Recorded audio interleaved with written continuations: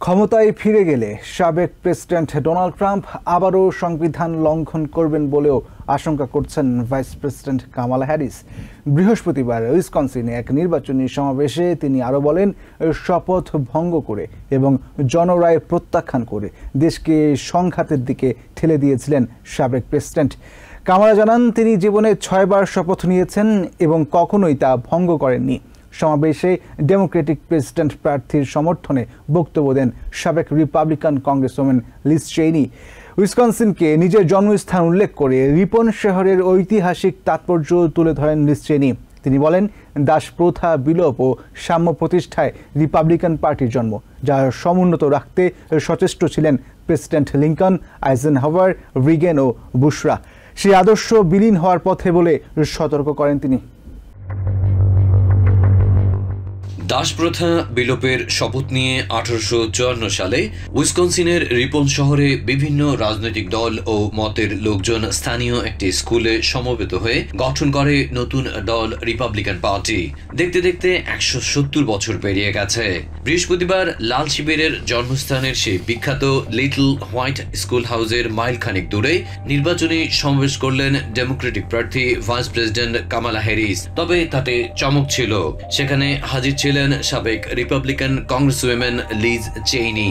দর্শকদের তুমুল করতালিতে ওয়াইওমিং এর এই সাবেক আইন প্রণেতা উইসকনসিনকে নিজের জন্মস্থান উল্লেখ করে রিপন শহরের ঐতিহাসিক তাৎপর্য তুলে ধরেন। বলেন, দাসপ্রথা বিলোপ ও সাম্য প্রতিষ্ঠায় যে লাল শিবিরের জন্ম, যা সমুন্নত রাখতে সচেষ্ট ছিলেন প্রেসিডেন্ট লিঙ্কন, আইজেনহাওয়ার, রিগান ও বুশরা, সেই আদর্শ আজ বিলীন হওয়ার পথে।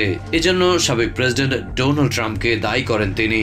লিজ বলেন, লাল শিবিরের প্রতিষ্ঠাতাদের মূলনীতি থেকে সরে গিয়ে 2021 সালে ক্ষমতা আঁকড়ে থাকতে ব্যাপরোয়া হয়ে উঠেছিলেন ট্রাম্প। অথচ ওই নির্বাচন নিয়ে আদালত স্পষ্ট জানিয়েছে তা পুরোপুরি স্বচ্ছ ও সুষ্ঠু ছিল।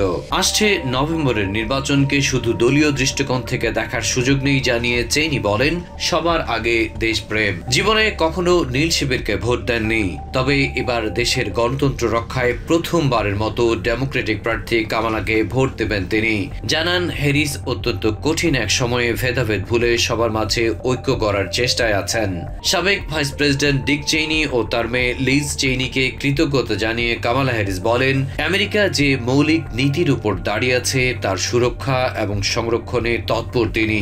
জানান, জীবনে 6 বার শপথ নিয়েছেন এবং তা কখনোই ভঙ্গ করেননি। এ সময় 2020 সালে একটি সুষ্ঠু ও স্বচ্ছ নির্বাচনের ফলাফল মানতে ট্রাম্পের অস্বীকৃতির কথা তুলে ধরেন তিনি।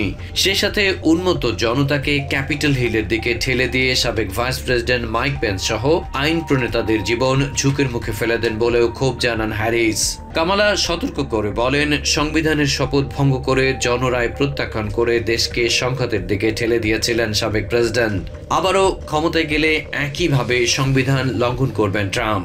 দেশের ক্রান্তি লগ্নে দলমতের ঊর্ধ্বে উঠে তার পাশে এসে দাঁড়ানোয় লিজের প্রতি কৃতজ্ঞতা জানান হ্যারিস।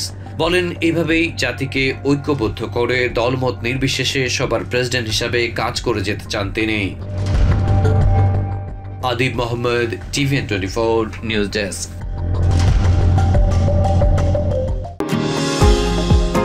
নিউ ইয়র্ক থেকে সম্প্রচারিত টিভিএন 24 টেলিভিশন বিশ্বজুড়ে বাঙালির কণ্ঠস্বর।